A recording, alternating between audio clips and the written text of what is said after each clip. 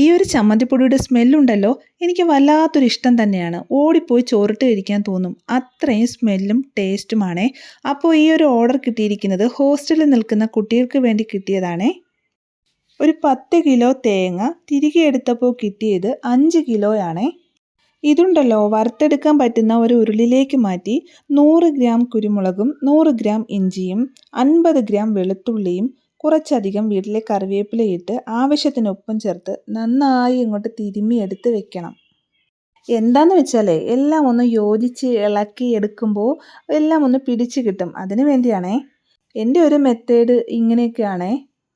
അപ്പോൾ വീട്ടിലിരുന്ന് ഇതുപോലെ ഫുഡൊക്കെ ഉണ്ടാക്കി കൊടുത്ത് ഒരു ബിസിനസ്സായി ചെയ്യാൻ താല്പര്യമുള്ളവർക്ക് ചെയ്യാൻ പറ്റുന്ന ഒരു നല്ല ഒരു ജോലിയാണ് കേട്ടോ ഇത്.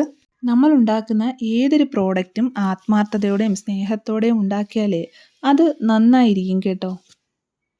അപ്പോൾ ചമ്മന്തിപ്പൊടി അടിയിൽ പിടിക്കാതെ ഇളക്കി കൊടുക്കണം. അടിയിൽ പിടിച്ചാൽ പോയി ചമ്മന്തിയുടെ ടേസ്റ്റ് മാറി എല്ലാം കയ്യിൽ നിന്ന് പോകും. ഒരു 2-3 മണിക്കൂർ എടുക്കും ഇത് ചമ്മന്തിപ്പൊടിയായിട്ട് വരാനായിട്ട്. അപ്പോൾ അത്രയും നേരം നമ്മൾ സമാധാനത്തോടെ നിന്ന് ഇത് ഇളക്കിയെടുക്കണം. ഞാൻ വളരെ സമാധാനിയാണ് കേട്ടോ, അതുകൊണ്ട് ഇത് ഇളക്കിക്കൊണ്ടേയിരുന്നു. 2 കൈ ഉണ്ടല്ലോ മാറി മാറി ഇളക്കാൻ, അപ്പോൾ മാറി മാറി ഇളക്കിക്കൊണ്ടേയിരുന്നു. ഇതിനിടയിൽ 100 ഗ്രാം പുളി ഇട്ട് കൊടുത്തു. ഏകദേശമൊക്കെ ആയി കേട്ടോ. അപ്പോൾ കാശ്മീരി മുളക് ഒരു 300 ഗ്രാം ഇട്ട് കൊടുത്തു. നന്നായി ഇളക്കി കൊടുക്കണം.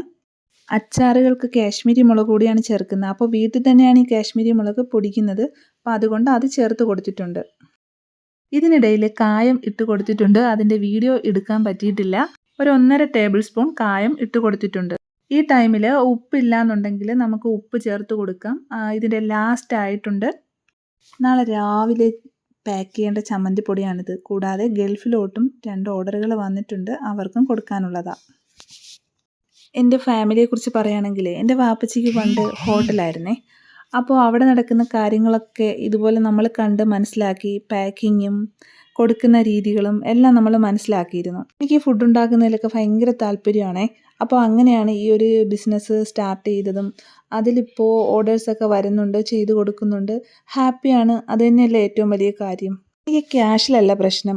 ഉണ്ടാക്കി കൊടുക്കുന്ന ഫുഡ് നീറ്റായിരിക്കണം, എല്ലാവർക്കും ഇഷ്ടപ്പെടണം, അത്രയേ ഉള്ളൂ. അതിൽ ഉണ്ടാകുന്ന ഒരു സംതൃപ്തിയാണ് എൻ്റെ ഏറ്റവും വലിയ ഹാപ്പിനെസ്. പിന്നെ വേറൊരു കാര്യം പറയാനുള്ളത്, മക്കൾ ഇതുണ്ടാക്കുന്നതൊക്കെ എടുത്ത് സ്കൂളിലും കോളേജിലൊക്കെ കൊണ്ടുപോകാറുണ്ട്. അപ്പോൾ അവിടെ കുട്ടികളും ഇത് ഷെയർ ചെയ്ത് കഴിക്കുമ്പോൾ അവരും നല്ല അഭിപ്രായമൊക്കെ പറയും. അപ്പോൾ അതൊക്കെ കേൾക്കുമ്പോൾ എനിക്ക് നല്ല സന്തോഷം ഉണ്ടാവാറുണ്ട്. അപ്പോൾ കഥ പറഞ്ഞത് ബോറായോ? അപ്പോൾ എല്ലാവർക്കുമുള്ള ചമ്മന്തിപ്പൊടി പാക്ക് ചെയ്ത് വെക്കുവാണ്. അപ്പോൾ നിങ്ങൾക്ക് ഈ വീഡിയോ ഇഷ്ടമായെങ്കിൽ ലൈക്ക് ചെയ്യാനും ഷെയർ ചെയ്യാനും സബ്സ്ക്രൈബ് ചെയ്യാനും മറന്നു പോവരുത്. പ്രത്യേകിച്ച് കമൻ്റ് ഇടാനും. അപ്പോൾ ഇനി അടുത്ത വീഡിയോയിൽ കാണാം.